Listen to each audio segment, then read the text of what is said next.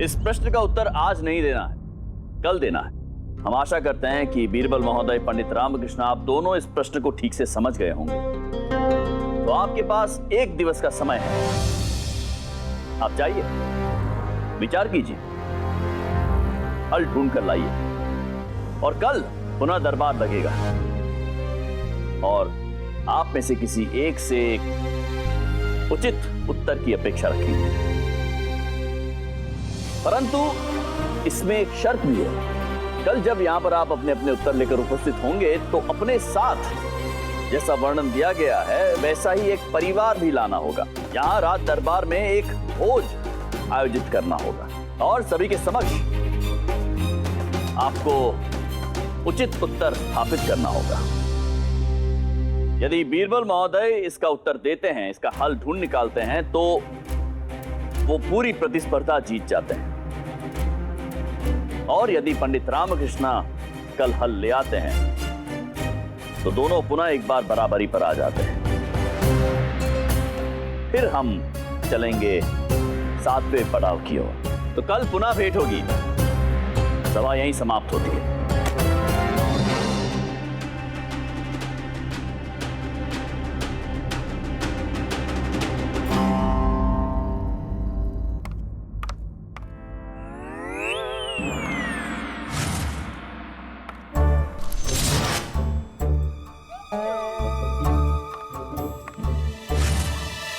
अगर हम दादा को यहाँ बिठा दें, पोता और बहू वहां बैठेंगी और पुत्रवधू, धनी समझो तुम पुत्रवधू, पुत्रवधू और मनी तुम दादा हो और हम इस घर के पुत्र हैं।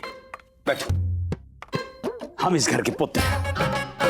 अच्छा बीरबल, ये बताइए आप क्या बनना पसंद करेंगे? मैं मात्र पहेली हल करने की इच्छा रखता। अब पहेली कुछ है ही ऐसी, इतना बड़ा परिवार एक साथ 7 आसनों पर बैठ के कैसे भोजन कर सकता है? हाँ वही तो, सही कह रहे हो।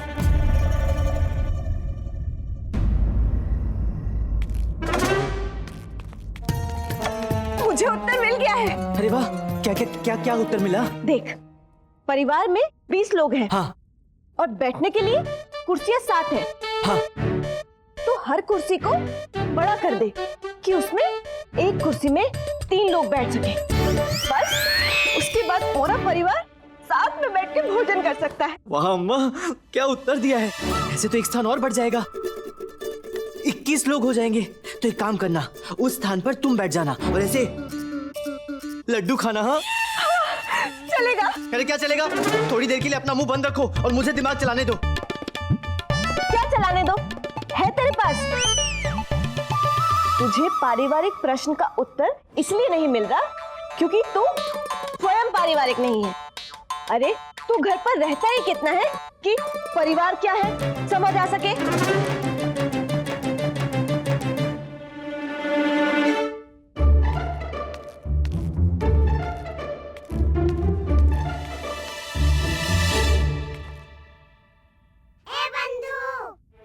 रामा, इनको समझा कि परिवार तो तुझसे ही बना है। तू ही इस परिवार का पुत्र, पिता और पति भी है। हाँ बंधु, तेरी बात विचार करने लायक तो है, किंतु इसके लिए मुझे बाहर जाना होगा। कहाँ? एक परिवार को ढूंढने।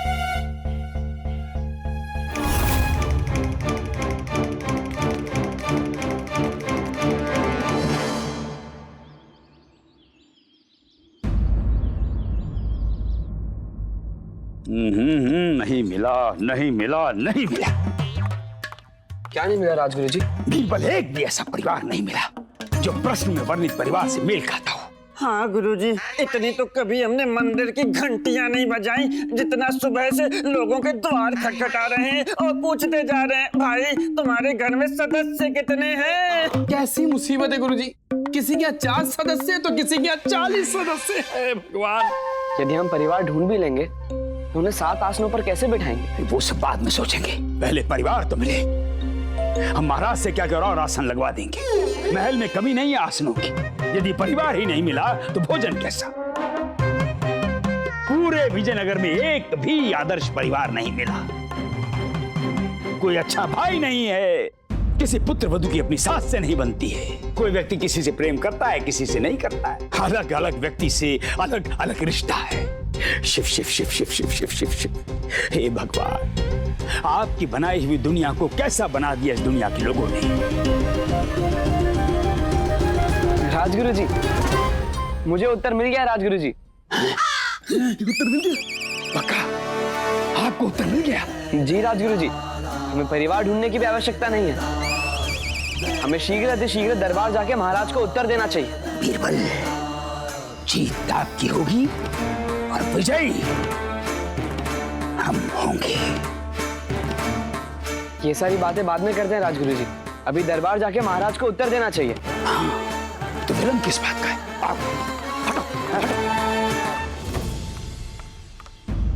महाराज की जय हो, महाराज की जय हो, महाराज की जय हो, महाराज की जय हो।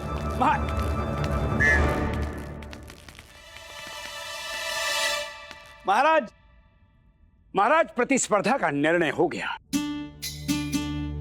पंडित रामाकृष्ण की पराजय और बीरबल की विजय हो गई। गुरुवर, ये आप क्या कह रहे हैं? महाराज वही कह रहे हैं जो कुछ क्षणों के बाद होने वाला है, अर्थात भविष्य बता रहे हैं। महाराज, बीरबल उत्तर देने के लिए पूर्णतः तैयार हैं।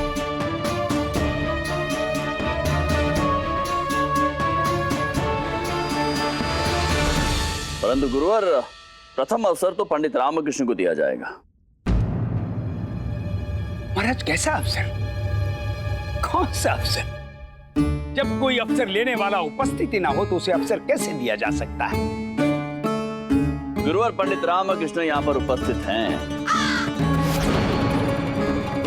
बस आप ही की प्रतीक्षा हो रही थी। वो अपना उत्तर लेकर यहाँ पर पहुंच चुके हैं।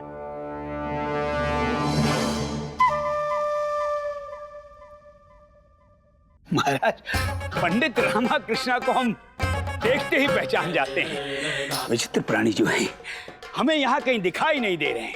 गुरुवर, पंडित रामकृष्ण और हमारे बीच में वो पर्दा है। पर्दा?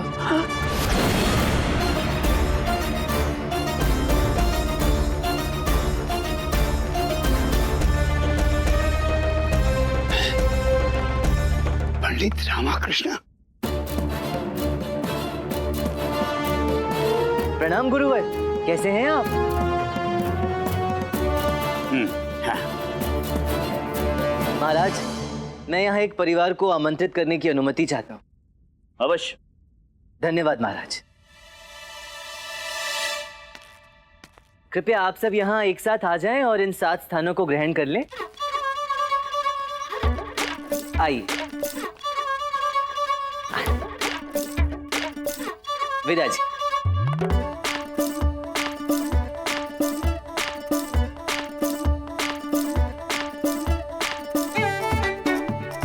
तो महाराज, ये है वो परिवार जो यहाँ एक साथ बैठकर भोजन करेगा। माता पिता, पुत्र पुत्रवधू, एक पोता और 2 पोतियां। ये कैसे संभव है? पंडित रामकृष्ण, आपको ठीक से दिखाई नहीं दे रहा है। ये तो मात्र 7 हैं, जबकि प्रश्न के अनुसार परिवार में 22 सदस्य थे। राजगुरु जी, पंडित रामा जी का उत्तर सही है। नहीं नहीं, कैसे सही है? ऐसे कैसे सही है? मंत्रीवर, कृपया गुरुवर के लिए एक बार पुनः प्रश्न दोहरा देंगे? अवश्य पंडित रामकृष्ण। गुरुवर, इस परिवार में एक दादा दादी हैं, 2 पिता हैं, 2 माता हैं, 4 संतान हैं, 3 पोते हैं, 2 पुत्र और 2 पुत्रियां हैं, और हाँ, एक सास और एक ससुर भी है, और एक पुत्र वधू भी है। लेकिन यहाँ तो 7 है। अभी बताता हूँ गुरुवर। कृपया आप बताएं कि आप इस परिवार में क्या क्या है। मैं पिता हूँ, पति हूँ, और दादा हूँ, और ससुर भी हूँ। आप? माँ हूँ, पत्नी हूँ, सास हूँ और दादी भी हूँ। आप क्या क्या है? मैं एक माँ हूँ, पत्नी हूँ, पुत्रवधू भी हूँ। मैं एक पिता हूँ, एक पुत्र भी हूँ और एक पति भी हूँ। धन्यवाद। और महाराज, इन तीनों में एक पोता है और 2 पोतियां हैं, एक पुत्र है, 2 पुत्रियां हैं। तो महाराज, ये है वो परिवार जो इस समय सामूहिक भोजन समारोह में आमंत्रित है। कृपया देख लीजिए, कोई रह तो नहीं गया? नहीं पंडित रामकृष्ण, सब यहाँ पर उपस्थित हैं, वो भी एक साथ।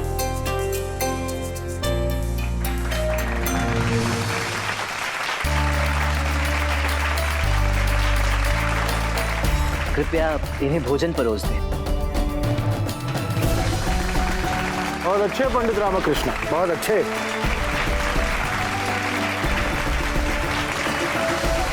अद्भुत पंडित रामकृष्ण। महाराज, प्रश्न तो स्पष्टता से हल हो गया, किंतु प्रश्न के पीछे सप्त दिग्गजों का जो उद्देश्य था वो साफ नहीं हुआ। महाराज, इस प्रश्न की सीख ये है कि हम सब हमारे जीवन में बहुत सारे चरित्रों और रिश्तों को निभाते हैं, और परिवार लोगों से नहीं, अपितु एक दूसरे के प्रति प्रेम और स्नेह के रिश्तों से बनता है। अद्भुत पंडित रामकृष्ण। पंडित रामकृष्ण ने न केवल इस प्रश्न का सही उत्तर दिया है, अपितु इस प्रश्न में छिपी हुई सीख से हम सभी को अवगत कराया। अद्भुत पंडित रामकृष्ण, इस छठे पड़ाव के विजेता आप हुए।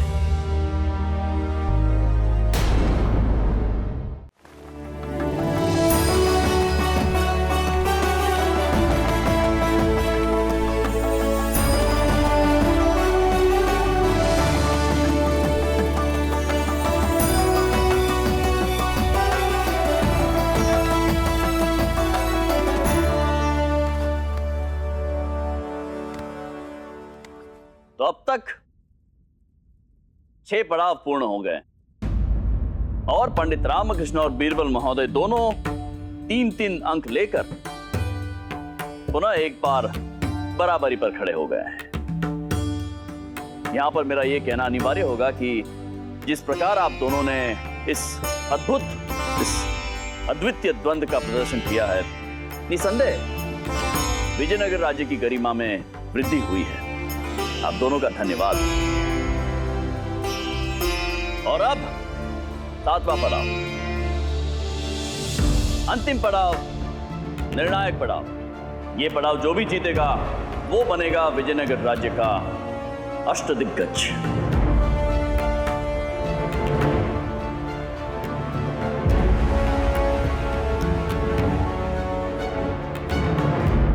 सातवां पड़ाव। अनर्थ हो गया महाराज, अनर्थ हो गया महाराज, अनर्थ हो गया, बहुत बड़ा अनर्थ हो गया महाराज, बहुत बड़ा अनर्थ हो गया महाराज।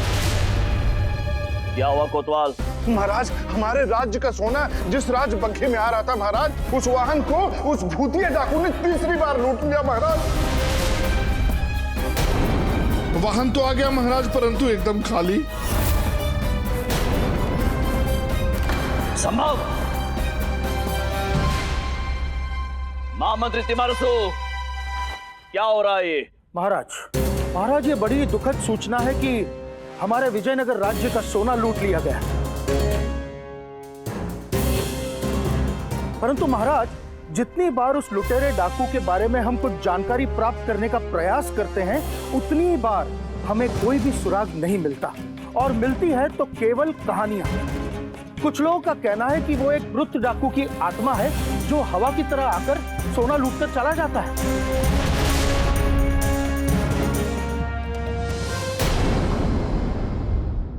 ये कैसे संभव है महामंत्री जी? सोना लाने की हमारी व्यवस्था कैसी है? महाराज, एक सुरक्षित बग्गी में एक लोहे से 4 परतों से बना मजबूत बक्से के अंदर उस सोने को रखा जाता है। सोना रखने के बाद उस बक्से को ताला लगा दिया जाता है। तत्पश्चात वो बग्गी विजयनगर के लिए निकलती है महाराज। रास्ते के अंतिम पड़ाव पर आती है काली घाटी, और महाराज ये वही काली घाटी है जहाँ पर उस लुटेरे डाकू का कहर हुआ करता था, और लोगों का कहना है कि वहाँ पर उसकी आत्मा भटकती है। महाराज, एक दुविधा यह भी है कि विजयनगर आने का एकमात्र रास्ता काली घाटी से होकर ही यहाँ पर पहुँचता है। सिपाहियों, चौकन्ने हो जाओ, नजर रखो, आगे पीछे ऊपर नीचे दाएं बाएं सब जगह नजर रखो।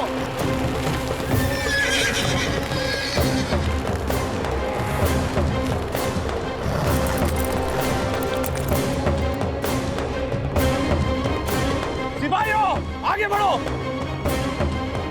बढ़ो। और जब वो बग्घी हमारे राजकोष में पहुंची तब बक्सा खाली निकला महाराज।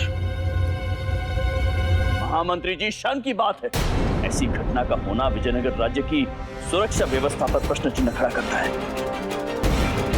उस धन से हम विजयनगर राज्य की प्रजा के लिए कल्याणकारी कार्य करने वाले थे महामंत्री जी, और ये विजयनगर की प्रजा के साथ अन्याय है और हमारे लिए असहनीय है।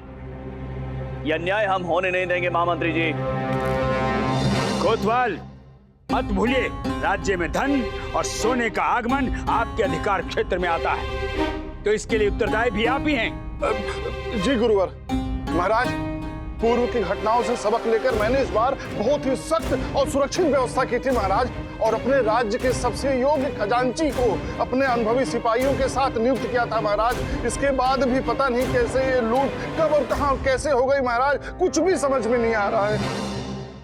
महाराज, यदि हम यही सोच के चलेंगे कि ऐसा कोई भूत या आत्मा कर रही है, तो हम समस्या के हल तक कभी नहीं पहुंच पाएंगे, क्योंकि भूत और आत्मा केवल अंधश्रद्धा में ही होती है।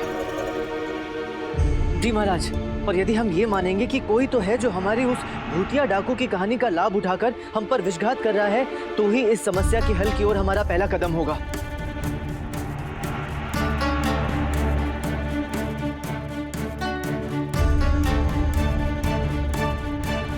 महामंत्री जी, महाराज, हमने एक घोषणा करने का निर्णय लिया है। अवश्य महाराज। आदरणीय सप्त दिग्गजों ने जो 7 पड़ाव दिए थे, उनमें से 6 पड़ाव संपन्न हो चुके हैं, विधिवत संपन्न हो चुके हैं। केवल एक शेष है, और 7वें पड़ाव की चुनौती इस समय हमारे हाथ में है। हम विजयनगर राज्य के सम्राट कृष्णदेव राय हमारे सप्त दिग्गजों की पूर्ण मान, मर्यादा और सम्मान को ध्यान में रखते हुए विनम्रता पूर्वक ये कहना चाहते हैं, ये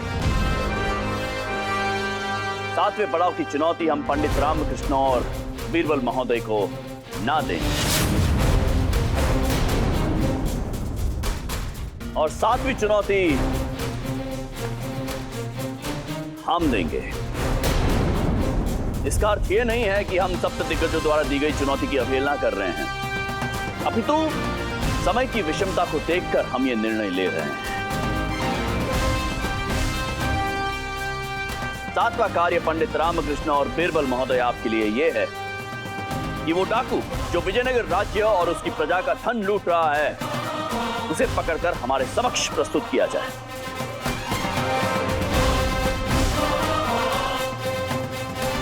इससे राज्य को 2 लाभ होंगे। एक तो वो लुटेरा पकड़ा जाएगा, और दूसरा विजयनगर राज्य को उसका अष्टदिग्गज मिल जाएगा। बीरबल महोदय, पंडित रामकृष्ण, आप में से जो भी ये कार्य संपन्न करेगा, वही होगा विजयनगर राज्य का अष्टदिग्गज। इस कार्य के लिए हम कोई समय सीमा निर्धारित नहीं कर रहे हैं, परंतु विजयनगर राज्य के हित के लिए, हम सभी के हित के लिए इस कार्य को शीघ्र अतिशीघ्र संपन्न किया जाए।